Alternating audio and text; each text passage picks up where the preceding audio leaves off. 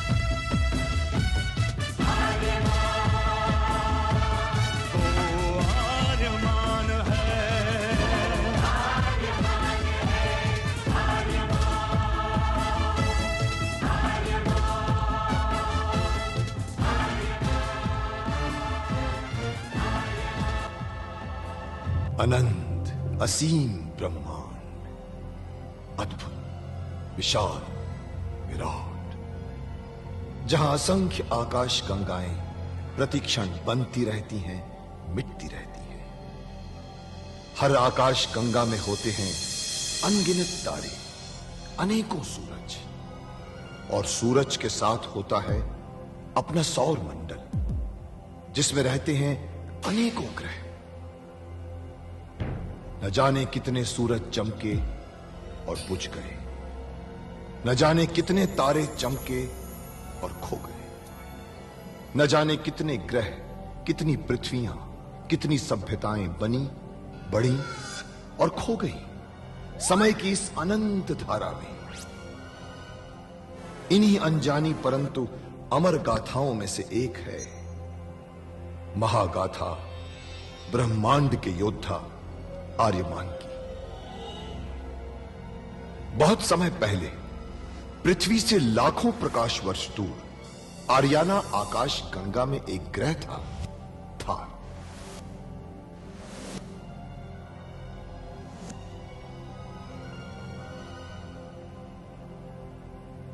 थार एक रेगिस्तान था, पानी की बूंद नहीं थी, फिर भी पूरे ब्रह्मांड के लिए मूल्यवान था थार, क्योंकि थार में थी ऐसी खाने जहां से दुर्लभ जीवनदायी पदार्थ निकलता था, जिसे थारस कहते थे। यह किसी भी ग्रह की जहरीली से जहरीली हवा को भी रासायनिक प्रक्रिया से प्राणवायु बना देता था, जीने के लायक बना देता था। कहावत थी, थारस जिसके वश में, पूरी आकाश गंगा उसके वश में। आर्याना आकाश गंगा की संरक्षक संस्था ओमियान के नियमों के अनुसार थारस को कोई भी व्यक्ति अपने वश में नहीं कर सकता था। यहां तक कि थार ग्रह का राजा जारांत भी नहीं। राजा होते हुए भी जारांत अपना राज्य गणतंत्र प्रणाली से चलाता था। खानों से निकलने वाले थारस का 25% भाग ही थार ग्रह के हिस्से में आता था। बाकी का हिस्सा ओसेक अंतरिक्ष संगठन में चला जाता था।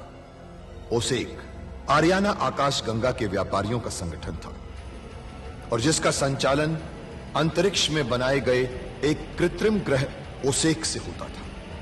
मगर ओसेक संगठन में कई व्यापारी ऐसे भी थे जो अति महत्वाकांक्षी थे, जो पूरे ब्रह्मांड में अपना आधिपत्य स्थापित करना चाहते थे। परंतु जब तक ओमियान था तब तक कोई कुछ नहीं कर सकता था। ओमियान अंतरिक्ष के लोगों की संरक्षक संस्था थी जो अंतरिक्ष के निवासियों के हितों का पूरा ध्यान रखती थी और अपनी शांति सेना के द्वारा संपूर्ण ब्रह्मांड में शांति और व्यवस्था बनाए रखती थी। इसी ओमियान संस्था का अध्यक्ष था महान होशिंग। होशिंग जिस ग्रह पर रहता था उस ग्रह का नाम था कुरुक्षेत्र, जहां आज छिड़ी हुई है एक महाजंग। माया, तुम मेरे साथ चलो, मैं तुम्हें ले जाने आया हूं। तुम्हें खुद विश्वास हो जाएगा। हां माया, जो बीत गया उसे भूल जाओ, मुझे माफ कर दो।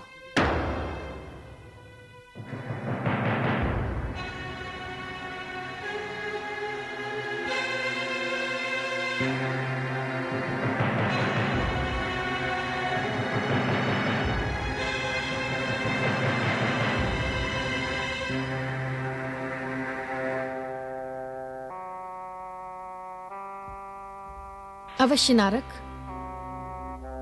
मैं तुम्हारे पास अवश्य आऊंगी, परंतु अभी नहीं।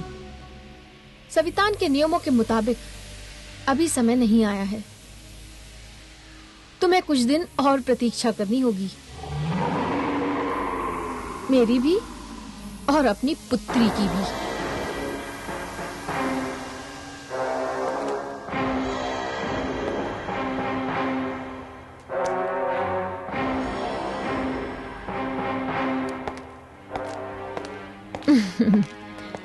बड़ा आया मेरी पुत्री का पता जानने वाला।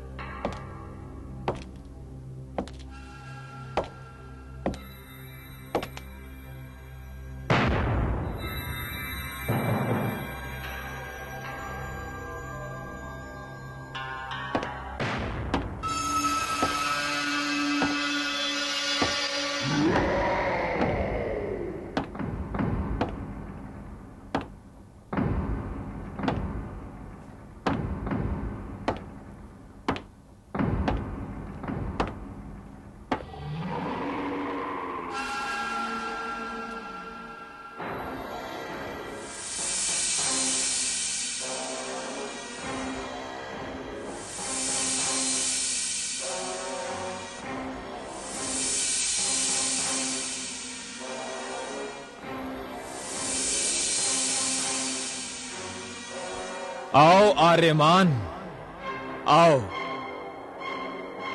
नारक के साम्राज्य में ब्रह्मांड के मुक्तिदाता का स्वागत है। आर्यमान, तुम्हें यहां पहुंचने में कोई तकलीफ तो नहीं हुई? महासामंत नारक, जिसका बचपन राजमहल के नर्म बिस्तर पर नहीं, जंगल और पहाड़ों की कांटों भरी जमीन पर बीता हो, उसे तकलीफ कैसे हो सकती है? महान ओशन की शिक्षा ने तुम्हें बहादुर और निडर बनाकर बहुत अच्छा किया, मगर अफसोस, तुम्हें ब्रह्मांड के योद्धा का खिताब देकर बहुत बड़ी मूर्खता की। और तुम महामूर्ख हो नारक, जो अपने गुरु के लिए ऐसी बातें कर रहे हो। एक बुजदिल ही ऐसी कृतज्ञता भरी बातें कर सकता है।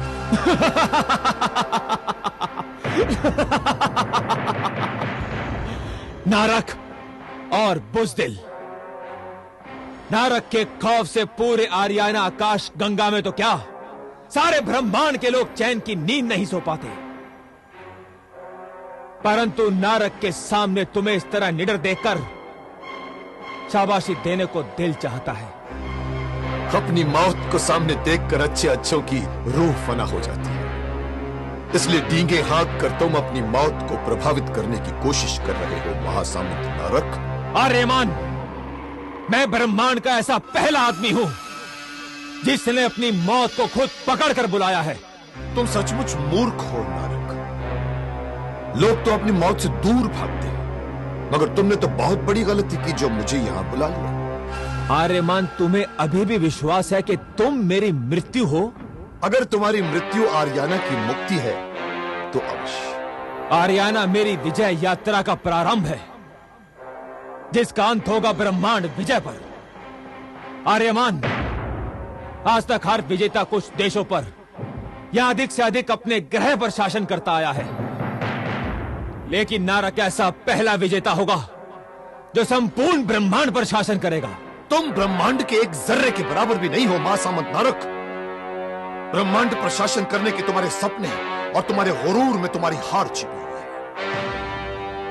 जिस दिन तुम्हारे पाप का घड़ा फूटेगा, तुम्हारी धूल ब्रह्मांड की मिट्टी में इस कदर घुल मिल जाएगी जैसे कि तुम कभी थे ही नहीं। वाह, अच्छा बोल लेते हो आर्यमान। महान होशिन ने तुम्हें बहुत अच्छा बोलना सिखा दिया। आर्यमान, तुम अपनी मधुर वाणी से लोगों के दिल और उनकी वफादारी जीत सकते हो। तुम्हारी एक आवाज पर लोग अपनी जान देने को तैयार हो जाएंगे। और मैं यह भी जानता हूं आर्यमान, तुम एक बहादुर और निडर योद्धा हो। मगर मैं तुम्हें एक प्रस्ताव देता हूं। हम दोनों गुरु भाई हैं, तुम मेरे पास आ जाओ। हम दोनों साथ में मिलकर इस संपूर्ण ब्रह्मांड पर शासन कर सकते हैं। तुम सचमुच अजीब आदमी हो नारक, जो अपनी मौत को घूस दे रहे हो। मैं घूस नहीं दे रहा था आर्यमान, बल्कि होशिन की भविष्यवाणी को झूठा साबित करने की कोशिश कर रहा था। होशिन की भविष्यवाणी कभी झूठी नहीं हो सकती नारक।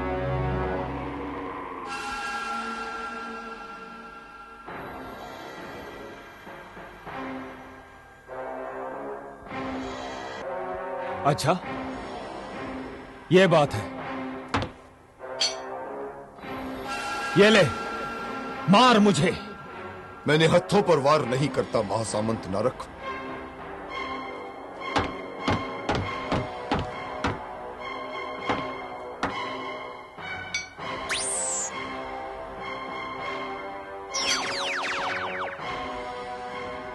ठीक है, आजा।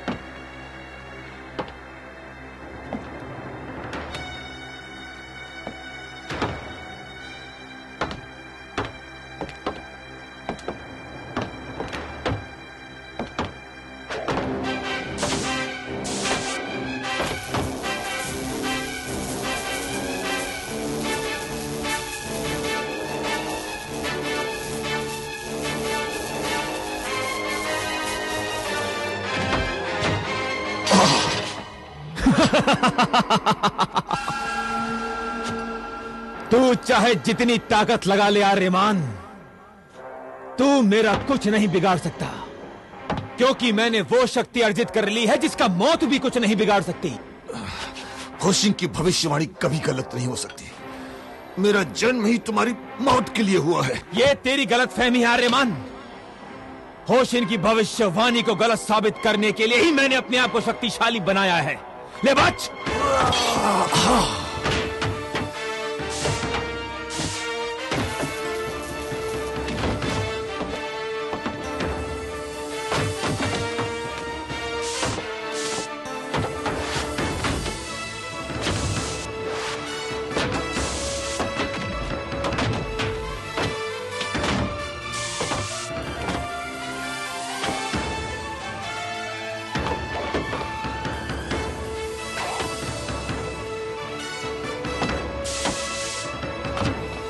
देख लिया आर्यमान, तू मुझे नहीं मार सकता, इसलिए कहता हूं मेरे साथ आजा। हम दोनों मिलकर संपूर्ण ब्रह्मांड पर शासन करेंगे। मेरा खौफ तेरे दिमाग में इतना बैठ गया है नारक, तू बार बार अपनी मौत को ललचाने की कोशिश कर रहा है। नहीं आर्यमान, मैं तो तुझे एक और मौका देने की कोशिश कर रहा था, पर शायद वो तेरे नसीब में नहीं है। ले बच! हाँ।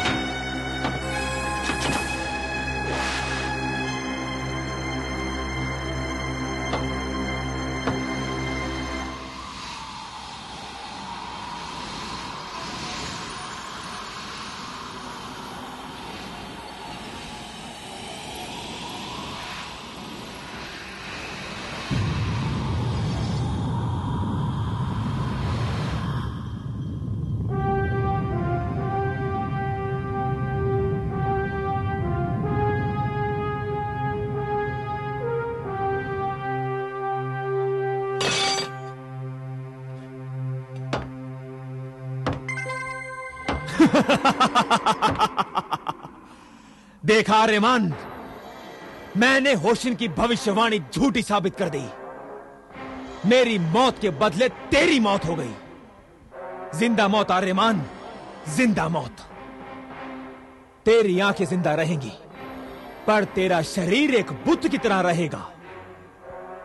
आर्यमान, अब तू मेरे विजय अभियान की सफलता और होशिन की भविष्यवाणी की विफलता को अपनी आंखों से देखेगा, पर कर कुछ नहीं पाएगा। नारक का संघारक एक बुत की तरह नारक के महल में सजावट की वस्तु बनकर रह जाएगा।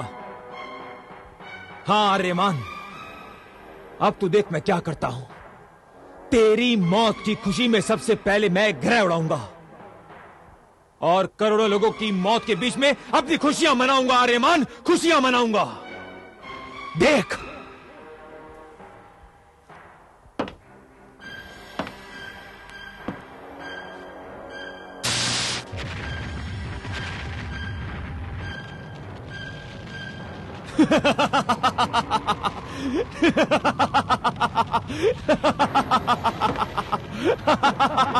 कर कर कुछ तो कर आर्यमान। बचा बचा इन लोगों को आर्यमान, बचा। तू ब्रह्मांड का योद्धा है ना, तू ब्रह्मांड का रक्षक है ना, बचा। मुझे मालूम है आर्यमान, तू कुछ नहीं कर सकता, कुछ नहीं कर सकता।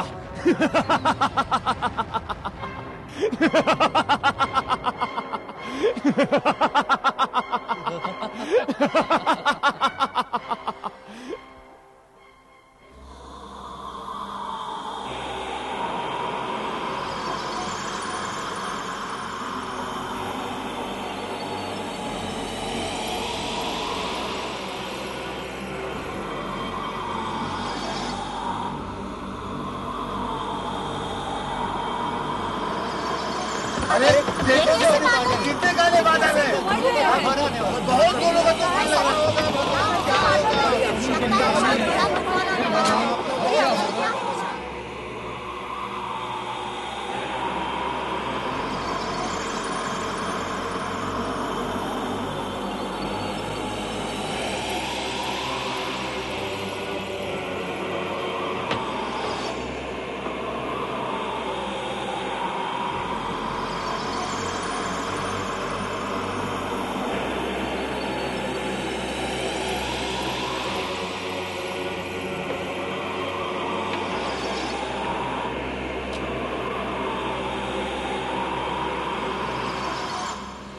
लगता है बड़ा भयंकर तूफान आने वाला है। हाँ महारानी, इस तूफान को तो आना ही था। आना ही था? क्या मतलब? महारानी नासा, आपको याद है जब आर्यमान पैदा हुआ था तो पहली बार थार में वर्षा हुई थी। हाँ, लेकिन इस तूफान का क्या अर्थ है? इस तूफान का अर्थ है आर्यमान की मृत्यु। क्या? हाँ महारानी, लगता है नारक ने आर्यमान को मार दिया है, इसलिए यह तूफान उमड़ रहा है। आर्यमान भौतिक और दिव्य शक्तियों के योग से पैदा हुआ है। उसका मृत्यु योग चल रहा है। उसकी वजह से नारक उसे मार सका होगा। अगर नारक उसे नहीं मार पाता तो आर्यमान नारक का अंत कर देता। अगर नारक मर जाता तो अपना क्या होता? तो हम दूसरा नारक पैदा कर देते महारानी नासा। लेकिन हर हाल में आर्यमान को मरना ही होता।